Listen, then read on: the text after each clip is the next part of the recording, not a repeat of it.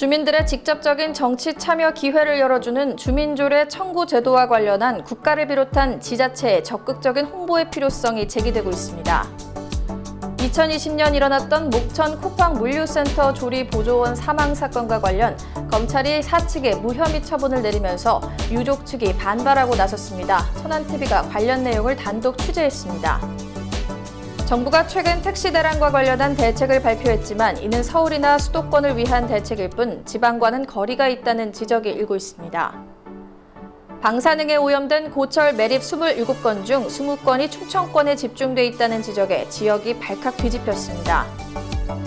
취임 100일을 맞은 김태흠 충남도지사가 임기 100일을 맞이하는 동안 중점 과제 31건의 목표를 달성했다고 자평했습니다.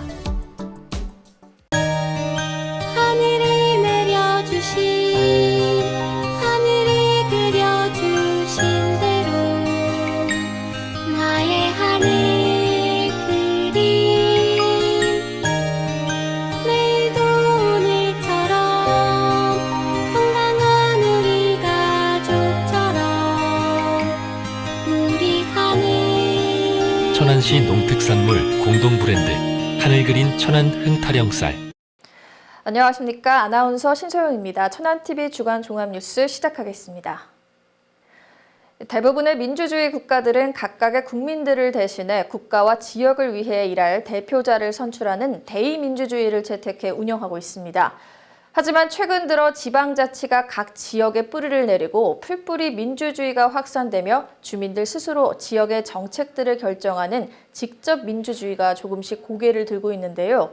우리 지역 천안에서도 주민조례 청구 제도를 통한 직접 민주주의를 실현할 수 있는 길이 열렸지만 정작 시민들은 홍보 부족 등의 이유로 많이 알지 못하고 있다는 지적입니다. 최영민 기자가 관련 내용 자세히 취재했습니다. 주민이 직접 참여해 지역의 조례를 청구하는 주민조례 청구 제도에 대해 알고 있는 시민들은 과연 얼마나 될까? 행정안전부는 지난 2월부터 주민이 직접이라는 사이트를 개설해 주민조례 청구와 주민투표 청구, 주민소환투표 청구 등의 제도를 운영하고 있습니다. 특히 주민조례 청구의 경우 지방자치 시대 직접 민주주의의 첫걸음이라는 의미가 있어 향후 발전이 기대되고 있는 제도 중 하나입니다. 이러한 제도는 주민조례 발안에 관한 법률에 기인한 것으로 이 법에는 주민이 해당 지자체에 조례를 제정이나 개정 혹은 폐지를 청구할 수 있도록 명시되어 있습니다. 하지만 이 제도에 대해 알고 있는 시민들은 그리 많지 않습니다. 실제 주민이 직접 사이트의 경우 천안 시민들이 청구한 조례안은 단 한 건이었으며 기타 서울이나 다른 지방도 몇 건 되지 않거나 아예 없는 경우도 많았습니다. 천안시도 이와 같은 제도에 대한 홍보 부족을 인정했습니다. 아직 시스템이 다 안 돼서 행안부에서 크게 홍보는 못했던 것 같아요. 하지만 향후 이 제도가 풀뿌리 민주주의를 실현하기 위한 시민들의 직접 민주주의의 토대가 될 것이라고 보는 시각도 있었습니다. 제8대 천안시의회에서 관련 조례안을 발의했던 박남주 전 의원은 향후 주민자치회의 활성화 속에서 기초의회가 해야 할 일을 주민들이 직접 맡게 될 것이라고 예견했습니다. 그러니까 주민자치회가 이제 주민자치 회로 참 바뀌면서 지금 뭐 과정에 있고, 그리고 이제 지금 기초의회가 하던 일의 일부를 아마 주민자치회랑 이제 아마 중첩이 되는 경우가 발생할 것 같아요, 향후는. 네. 그래서 이제 기초의회가 이제 사실은 이제 주민자치회가 어떤 반석이 올라가게 되면은 기초의회는 이제 제주도처럼 없어진다. 네. 그리고 이제 광역의회 위주로 가고 기초의회는 이제 뭐 주민자치회가 대신하는 뭐 그런 이제 방향성을 이렇게 이야기하는 분들도 많으세요. 앞으로 천안시를 비롯한 많은 지방자치단체에서 풀뿌리 민주주의를 본격적으로 실현할 수 있는 날이 언제쯤 올 수 있을지 관심이 모아지고 있습니다. 천안TV 최영민입니다. 지난 2020년 6월 천안시 목천읍에 자리한 쿠팡 물류센터에서 조리 보조원이 사망한 사건 다들 기억하실 텐데요. 최근 검찰이 사측에 무혐의 처분을 내리면서 유가족들과 시민사회단체는 허탈감을 감추지 못하고 있습니다. 관련 내용 지유석 기자가 단독 보도합니다. 천안 목천 쿠팡 물류센터 조리보조원 고 박형익 씨 사망 사건 관련 쿠팡이 검찰로부터 무혐의 처분을 받았습니다. 고 박현경 씨는 사건 당시 가슴 통증을 호소하며 쓰러져 병원으로 옮겨졌지만 숨졌습니다. 남편인 최동범 씨는 진상규명을 요구하는 한편 지역 시민단체와 연대해 쿠팡과 구내식당 운영권자의 동원 홈푸드 그리고 인력 파견업체를 산업안전법 위반으로 고소고발했습니다. 이에 대해 검찰이 쿠팡과 인력 파견업체는 무혐의 처분하고 지난 9월 동원 홈푸드만 약식 기소한 것으로 확인했습니다. 사건 발생 이후 쿠팡은 줄곧 숨진 고 박 씨가 하청업체 소속이라며 관련성을 부인해왔는데 이번에 면죄부를 받게 된 것입니다. 검찰의 처분에 유가족 최동범 씨와 시민단체들은 솜방망이 처분을 내렸다며 강하게 반발하고 있습니다. 최동범 씨는 민사소송 등 투쟁을 이어나가겠다는 입장입니다. 사측은 지금까지 사과 한마디 없이 자신들의 이미지 관리에만 신경 쓰며 2년이라는 시간이 흘러버렸습니다. 시민단체들도 판결문 등을 검토한 뒤 대응해 나갈 방침입니다. 천안TV 지우석입니다. 최근 한 여론조사에서 절대 다수의 국민들이 육군사관학교의 지방 이전에 동의하고 이들 중 상당수가 충남 논산과 계룡 지역으로 이전하는 것에 찬성하고 있다는 결과가 도출됐다고 하는데요. 충남도가 많은 도민들과 함께 추진하고 있는 육사 이전 문제와 관련한 여론조사 결과에 대해 박승철 기자가 전해드립니다. 국민의 절반 이상이 육군사관학교 지방 이전에 동의하고 있으며 이들 중 대부분은 충남 논산과 계룡으로 이전하는 것에 찬성한 것으로 나타나 향후 정책 결정에 얼마만큼의 영향을 줄지 기추가 주목되고 있습니다. 이 같은 결과는 여론조사 전문기관 리얼미터가 윤석열 정부가 인수위 당시 약속한 육사 등 충남 논산 계룡 이전 및 국방보안 클러스터 조성과 관련한 여론조사를 통해 나온 결과입니다.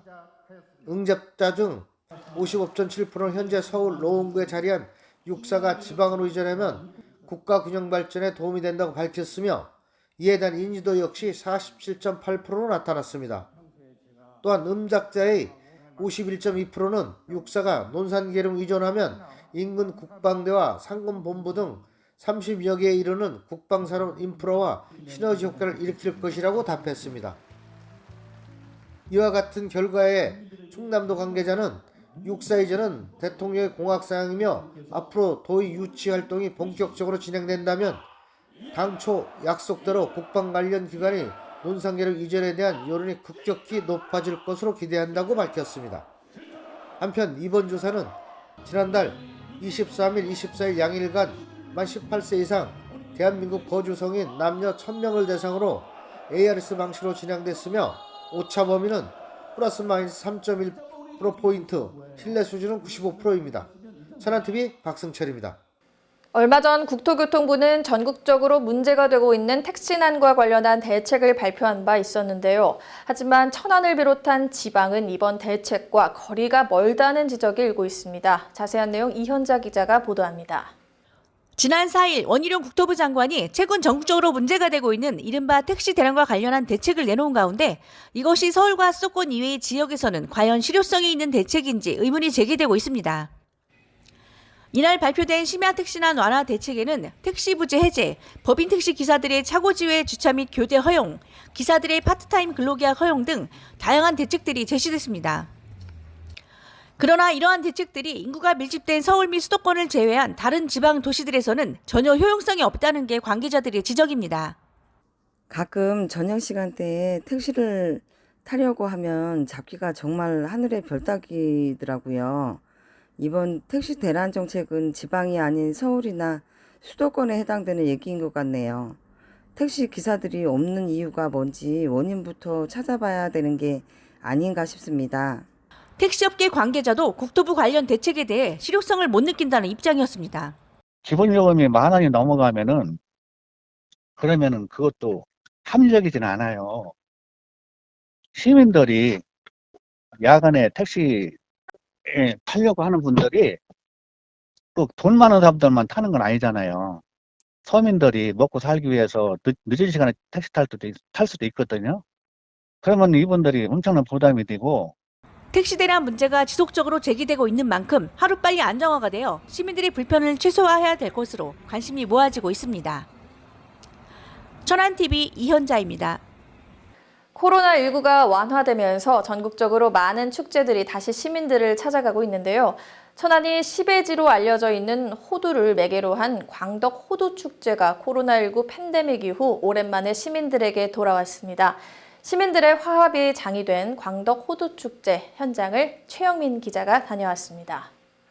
천안의 대표적 특산품인 호두를 매개로 한 2022 천안 광덕 호두축제가 온전한 모습으로 시민 곁에 돌아왔습니다. 천안하면 떠오르는 가장 대표적 특산품인 호두는 고려 후기 역관 출신인 유청신이 원나라에서 호두나무를 들여와 천안 광덕산에 심으면서 우리나라에 전파된 것으로 알려졌습니다. 또한 호두는 대표적 건강식으로서 국민적인 사랑을 받고 있습니다.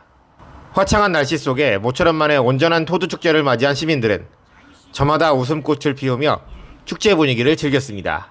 2022 천안 호두축제가 이렇게 3년여간 취소 내지 약식으로 이렇게 하다가 오늘 이렇게 행사를 개최하게 됐습니다. 천안 호두의 옛 명성을 되찾고 세계가 인정한 슈퍼푸드인 호두가 이제 발전하고 또 보급이 되고 또 전 국민의 건강식으로 되기 위해서 천안 호두가 더 자리를 잡아갈 수 있도록 이 축제를 통해서 모두 즐기시고 가을 단풍과 함께 좋은 시간 되시기를 바랍니다. 축제장을 찾은 박상돈 시장 등 내민들도 시민들과 반갑게 인사를 나누며 즐거운 한때를 보냈습니다. 최근 호두 과자를 생산하는 천안의 업체들이 주재료인 호두를 광덕 호두로 사용하기로 하는 등 호두 농가에 조금씩 힘이 실리고 있는 가운데 이번 축제가 광덕 호두가 다시 전국적으로 이름을 날릴 수 있는 계기가 될 수 있을지 관심이 모아지고 있습니다. 천안TV 최영민입니다. 최근 5년 동안 아무도 모르게 매립된 방사능 오염 고철 중 상당수가 충청권에 매립된 것으로 나타나 큰 충격을 주고 있는데요. 더욱이 라돈 침대 사태를 겪은 천안을 비롯한 충청권에서 이러한 일이 일어났다는 점에서 앞으로 빠른 시정이 요구되고 있습니다. 이현자 기자가 자세한 내용 전해드립니다. 매립 처분된 방사능 오염 고철이 우리 지역 근처에 매립되어 있다면 어떤 생각이 드시나요? 국회 과방위원회 소속 더불어민주당 이정문 의원이 원안위와 환경부로부터 받은 국정감사 자료를 분석한 결과 최근 5년간 매립 처분된 방사능 오염 고철 27건 중 20건이 청주, 아산, 대전과 같은 충청권인 것으로 나타났습니다. 특히 방사능 오염 고철은 방사능 농도를 낮추기만 하면 일반 사업장 폐기물이 되기 때문에 매립장 관계자는 물론 관련 지자체도 방사능 관련 폐기물이 매립되어 있음을 전혀 모르고 있었던 것으로 나타나 충격을 주고 있습니다. 원안위는 매립건 대부분이 충청권인 것에 대해 제강업체의 주거래 매립장이 충청권에 집중되어 있고 다른 매립장은 천연 핵종을 함유한 제강업체 유해물질 폐기물 인수를 거부하고 있기 때문이라면서 매립된 방사능 오염 고철은 희석 처리되어 재활용이 불가능하기 안전하다는 입장을 내놨습니다. 그러나 라돈 침대 등 천연 방사성 폐기물은 지난해 9월 폐기물관리법 시행령 개정 이후에도 주민협의 등이 지지부진하여 1년이 지난 지금까지도 단 한 건도 폐기하지 못한 것과는 달리 방사능 오염 고철은 방사능 농도 기준만 충족하면 사업장 일반 폐기물로 분류되어 아무도 모르게 조용히 매립할 수 있습니다. 라돈 침대 같은 생활용품형 천연 방사성 폐기물도 지정 폐기물로 분류하여 엄격한 폐기 절차를 거치는데 천연 방사성 핵종이 농축되어 더 위험할 수 있는 재활용 고철을 사업장 일반 폐기물로 모아 별다른 조치 없이 매립할 수 있게 하는 것은 규제 형평성에 맞지 않다는 지적입니다. 라돈 침대 7만여 개가 4년 동안 천안에 방치된 것도 모자라 방사능에 오염된 고철 27건 중에 20건이 아무도 모르게 충청도에 매립되었다는 것은 충청도민을 우롱하는 처사라고 볼 수 있습니다. 더군다나 또 매립 예정인 2건의 고철도 충청도에 지금 매립될 예정으로 보이는데 이에 대한 시정이 필요할 것입니다.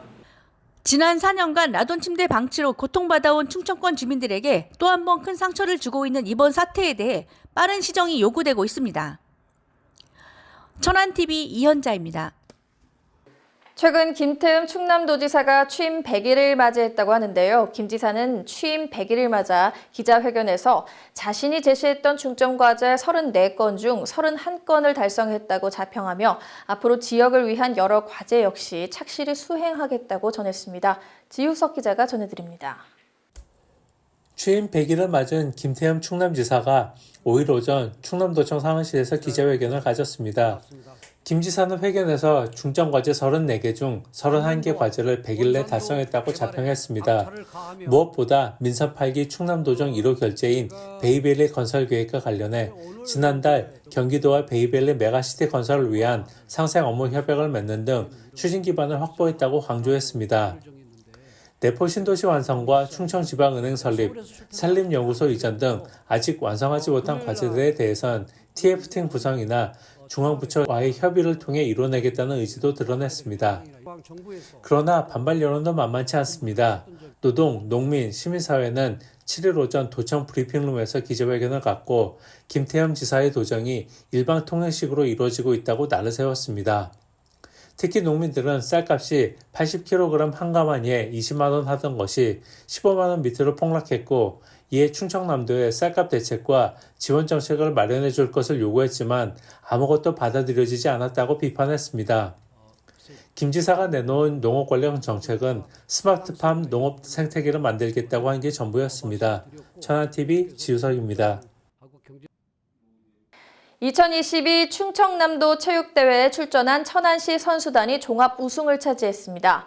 천안시 선수단은 지난달 29일부터 이달 2일까지 보령시 일원에서 열린 대회에서 축구와 야구를 비롯해 검도, 배구, 볼링, 수영, 역도, 태권도, 테니스 등의 종목에서 종합 1위를 차지하는 등의 활약으로 이 같은 영광을 가져왔습니다.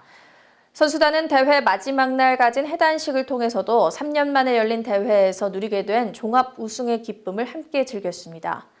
한남교 체육회장은 이번 대회에서 종합 우승을 차지할 수 있게 한 선수단 모두에게 감사한다는 뜻을 전했습니다.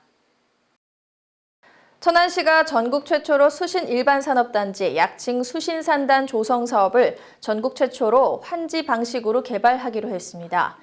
2009년부터 진행되던 이 사업은 민간 사업 시행자가 사업을 도중에 포기하면서 관련된 소송이 이어졌고 때문에 10여 년간 토지주들은 재산권 행사에 제약을 받았던 게 사실이었습니다.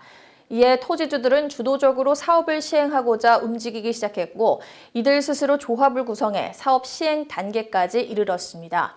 수신산단 조성 사업은 2025년 준공을 목표로 4,691억 원을 투입해 산업시설과 주거시설, 지원시설 등을 복합 구성한다는 계획입니다.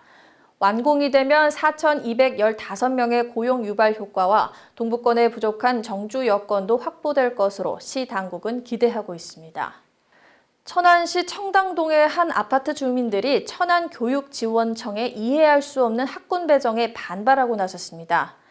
주민들에 따르면 2007년 입주를 시작한 이 아파트는 10여 년이 넘도록 인근에 신규 아파트 입주가 없었지만 최근 들어 잇따라 9,000세대의 아파트가 입주하기 시작했고 이후 본래 학생들이 다니던 청당 초등학교에서 신설 학교인 가칭 능수초등학교로 학군 배정이 진행될 예정입니다.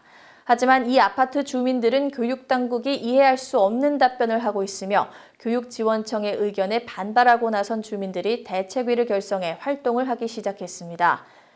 대책위는 교육청이 자신들이 아닌 타 아파트 주민들의 이익을 위해 강제로 희생을 강요하는 학군 조정은 받아들일 수 없다면서 향후 모든 대책을 강화할 방침이라고 밝혔습니다.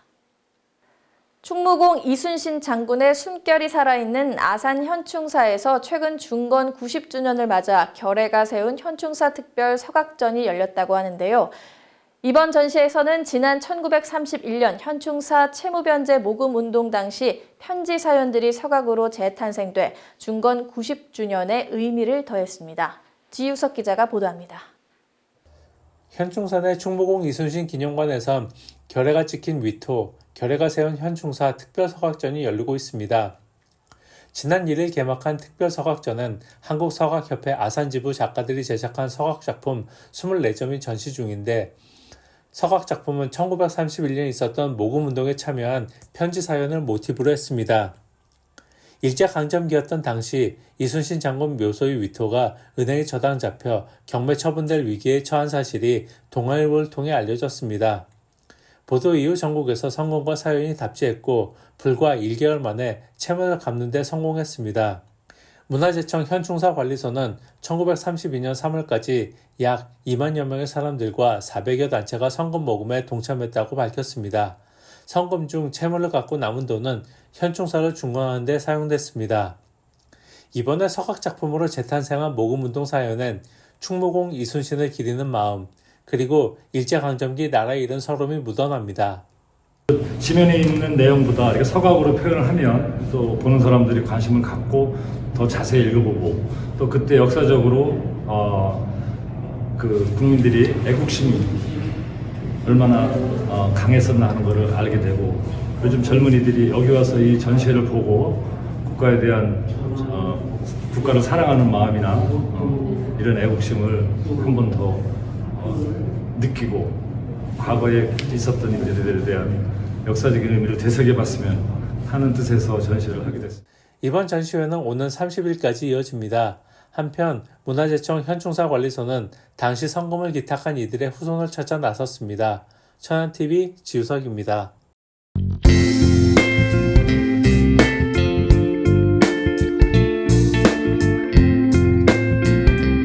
네, 천안TV 초대서 오늘 이 시간에는 지난해 대한볼링협회 회장으로 당선 후 대한민국의 볼링 발전을 위해서 아주 열과 성의를 다하고 계신 정석 회장님 모시고 다양한 이야기 나눠보도록 하겠습니다. 회장님, 안녕하세요. 네, 안녕하세요. 네, 회장님, 안녕하세요. 네, 안녕하세요. 네. 현재 이제 주식회사 정석 대표, 또 대한볼링협회 회장, 충청희망포럼 공동대표 등 아주 굵직한 역할들을 많이 해오고 계시는데요. 네. 어떻게 좀 바쁘신 와중에 저희 스튜디오 찾아와 주셔서 감사드립니다. 아유, 감사합니다. 제가 예. 감사합니다. 녹화일 기준으로 오늘이죠. 오늘부터 13일까지 103회 전국 체육대회가 개최된다고 들었습니다. 이 볼링 종목 응원을 위해서 회장님도 물론 함께 하시는 거죠? 아, 네, 물론입니다. 회장 선거 당시에도 강조한 사항이고 예. 지금도 제가 늘 품고 있는 생각인 현장의 목소리를 가장 중요시하자.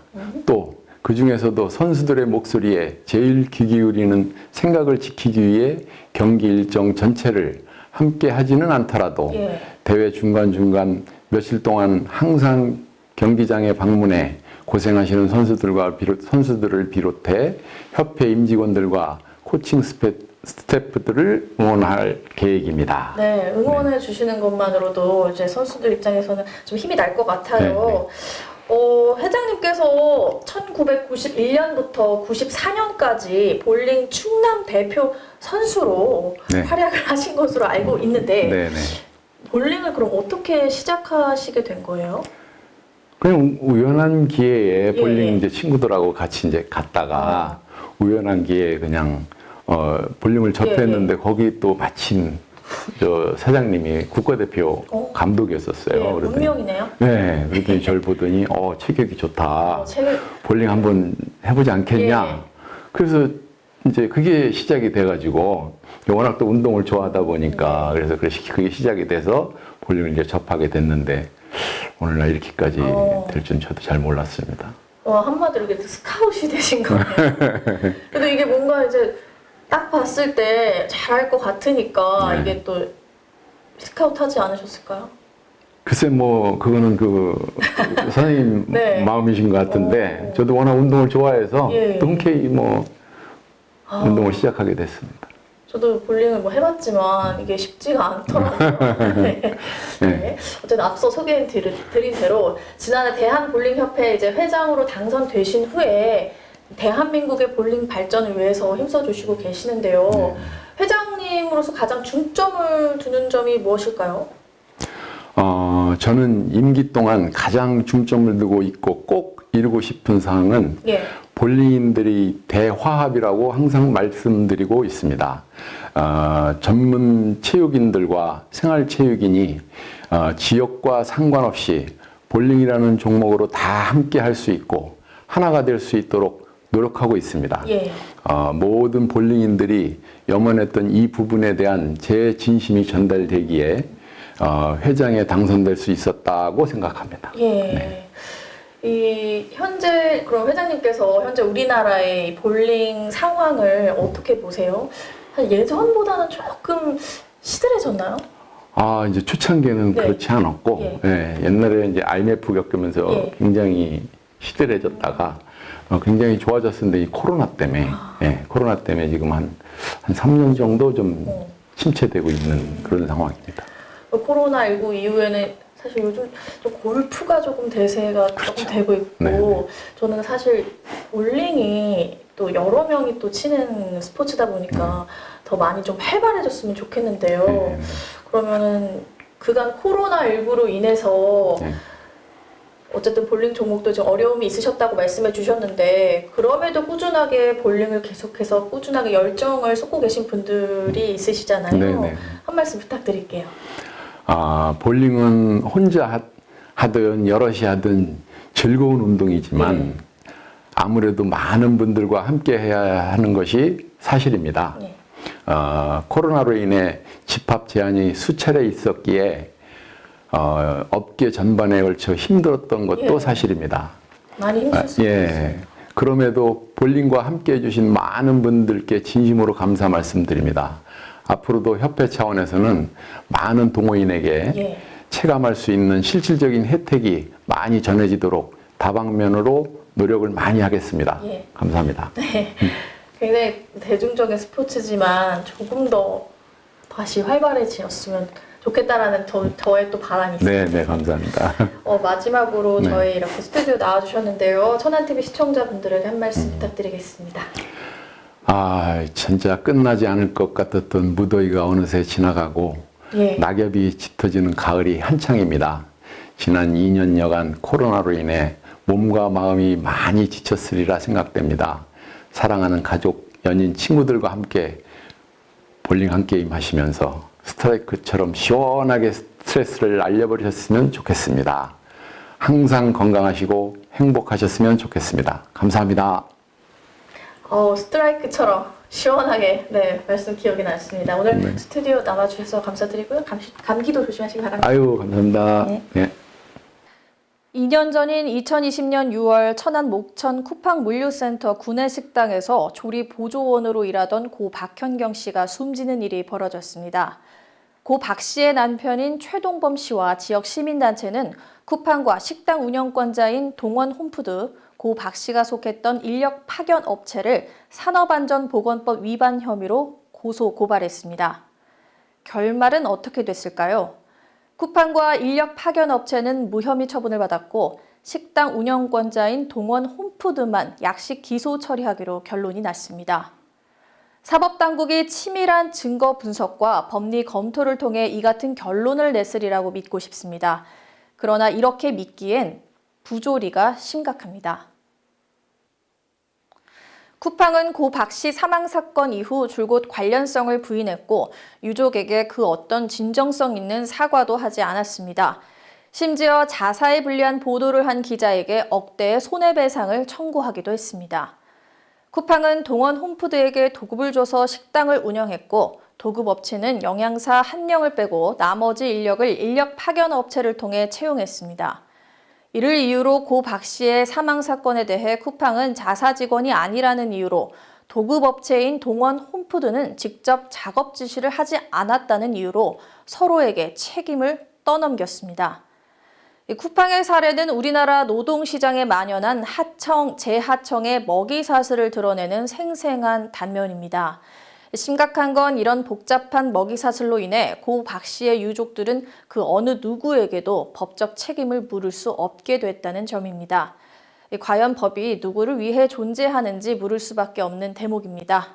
뉴스를 마칩니다. 시청해주신 여러분 고맙습니다.